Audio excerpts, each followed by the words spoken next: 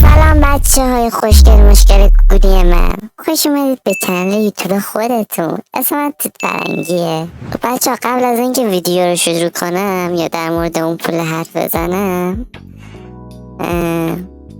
خواستم یه توضیح کوچیک بدم، بعدش در مورد اون 1 میلیونم حرف میزنم. الان ویدیو رو نه بزنید جلو، نه از ویدیو خارج بشید، بهتون توضیح میدم بهش میرسیم به اون قسمت.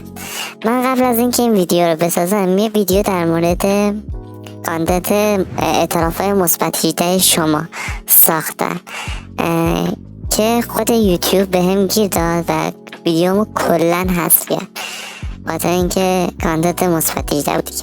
چی یوتیوب نمیشه گذاشت، ویدیومو حذف کرد.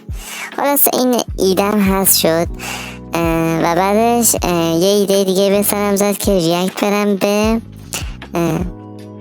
دیت ناشناس کره‌ای که دوبلش کردم، ویدیو خودم گذاشتم روش، یه عالمه تغییر توش ایجاد کردم و بازم خود کاناله به هم کپی رایت زد و گفت اگه ویدیو رو بر نداری استرایک میخوره.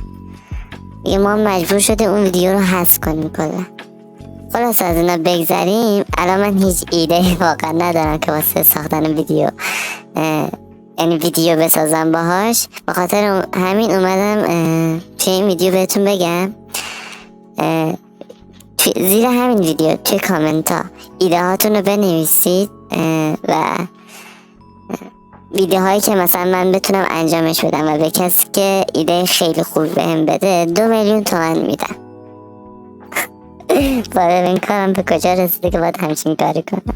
لطفا بهم ایده بدید تا ایده هاتون رو انجام بدم، خواهش میکنم.